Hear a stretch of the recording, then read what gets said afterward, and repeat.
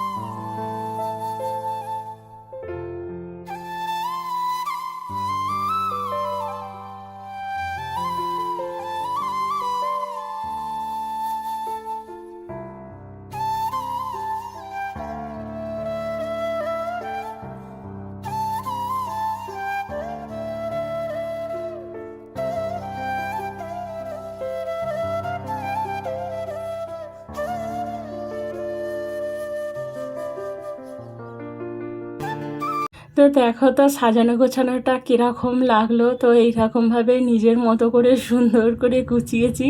আমার তো ভীষণ ভালো লাগছে, তোমাদের কেমন লাগলো অতি অবশ্যই জানাবে। আর এই যে তারপরে নিজেও একটু রেডি হয়ে নিয়েছি। তো এই কুর্তিটা বাইরে ছিল তো সেটাকেই নিয়ে নিয়েছি। আর বেলুনগুলো ডবল টেপ দিয়ে আটকাচ্ছি, যেহেতু ঘরে রং করা নেই ওই জন্য হয়তো ঠিকঠাক লাগছে না। তো ওই জন্য দেখো সব পড়ে পড়ে যাচ্ছে। তো সেইগুলোকে তুলছি, আবার আটকাচ্ছি, আবার তুলে তুলে আবার মানে আবার ওরা পড়ে যাচ্ছে। তো লাস্টে তো আর মানে আর গিঁতে আর রাখিনি, সেগুলোকে সব করে রেখেছি। আর মেয়ে এইদিকে স্যাশটা গুছোচ্ছে। তো লাস্ট অবধি তো পেরে উঠলো না যে কি করে কি করবে না করবে। তো লাস্টে ওই দুটোকে মানে ওটা যে সুন্দরভাবে যে গোল হয়ে থাকে, ও মেয়ে বলছে যে না সেলাই করে দিই। আমি সেলাই করতে অনেক টাইম লাগবে, আর এখন সুতো দিয়ে কিছু করতে হবে না, তার থেকে ওইটাকে স্ট্যাপলার মেরে দিই। দেখো আবার বেলুনটা আটকালাম, আবার বেলুনটা পড়ে গেল। কতবার বেলুন আটকাচ্ছি আর কতবার পড়ে যাচ্ছে। লাস্টে দেখো স্ট্যাপলার দিয়ে সুন্দর করে মুড়ে দিয়েছি স্যাশটাকে। তো দিয়ে সুন্দর করে পরিয়েও দিয়েছি। তো দেখতে কেমন লাগছে অতি অবশ্যই জানাবে, একেবারে বার্থডে বয়ের মতো লাগছে কি না। তো একেবারে বর তো একেবারে অবাক হয়ে গেছে। আসলে যে মানুষটা সারা দিন আমাদের কথা চিন্তা ভাবনা করে নিজের সমস্ত শখ সাধ বিসর্জন দিয়ে দিয়েছে, তো সেই মানুষটার জন্যে এইটুকু করতে পেরে খুব ভালো লাগছে, জানো তো, একেবারে খুব ভালো লাগছে। তো একেবারে ভীষণ ভালো লাগছে। আসলে কি বলো তো, আজকে এই মানুষটা না থাকলে হয়তো আমি হয়ে উঠতে পারতাম না সমস্ত কাজে। হ্যাঁ তুমি পারবে, তুমি এগিয়ে যাও, সবাই পারছে তুমিও পারবে, এই যে একটা মানে ইন্সপিরেশন দেয়, একটা যে সুন্দরভাবে যে এগিয়ে যাওয়ার একটা সাপোর্ট, একটা সব দিক থেকে একটা সাপোর্ট দরকার একটা মানুষের এগিয়ে যাওয়ার জন্য। যেমন একটা পুরুষের পিছনে যেমন একটা নারীর অবদান থাকে, সেরকম একটা নারীর পিছনেও একটা পুরুষের অবদান থাকে। তো যে যতই বলুক আমার মেন্টাল সাপোর্ট, তো আমার সমস্ত কিছু, আমার জান আমার প্রাণ, তো সে আমার প্রাণের একেবারে বন্ধু বলতে পারো, স্বামী বলতে পারো, হাজব্যান্ড বলতে পারো, যাই পারো। তো আমার তার জন্মদিনে আজকে এইটুকু সুন্দর একটুখানি আয়োজন করতে পেরে ভীষণ ভালো লাগছে। তো তোমাদের কেমন লাগছে সমস্ত ডেকোরেশন, সমস্ত সাজানো গোছানো? আজকে মেয়ে আর আমি দুজনে মিলে সমস্ত কিছুটা করেছি। তো কেমন হয়েছে না হয়েছে তোমরা সবটাই জানাবে, ঠিক আছে? তো এইখানে এই যে কেক কাটিং হবে, সমস্ত কিছু পুরো অ্যারেঞ্জমেন্ট পুরো রেডি হয়ে গেছে। আর পাখাটাকেও বন্ধ করা হয়েছে, আর এই যে লাইটারও নিয়ে চলে আসা হয়ে গেছে। তো ওটাই মেয়েকে বললাম যে তুই উঠে চলে আয়। আর বেলুনগুলো দেখো সামনের দিকে সাজিয়ে গুছিয়ে সুন্দর করে দিয়েছি, যাতে দেখতেও ভালো লাগে আর সুন্দর বেশ ছবিটাও আসে।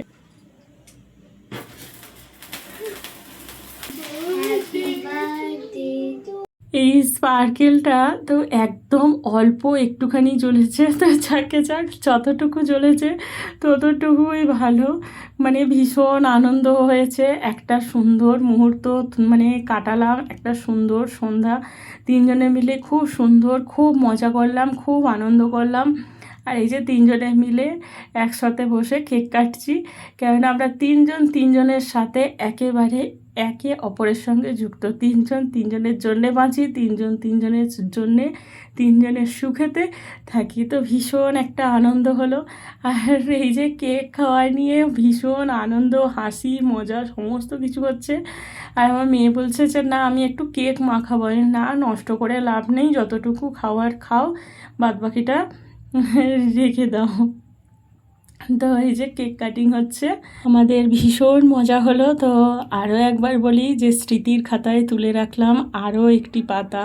তো সুন্দর করে সযত্নে সুন্দর করে গুছিয়ে তুলে রাখলাম, যে এই স্মৃতিটা তুলে রাখলে পরে আবার পাতা উল্টে দেখা যাবে যে এই সময়ে এই সেলিব্রেশন হয়েছিল বা এতটাও আনন্দ হয়েছিল। তোমাদের কেমন লাগলো অতি অবশ্যই জানাবে। কেমন লাগলো? ও সবার জন্য সব কিছুটা করেন। আজকে ওর জন্য করতে পেরে আমাদের নিজেদেরও একটু ভালো লাগছে। তো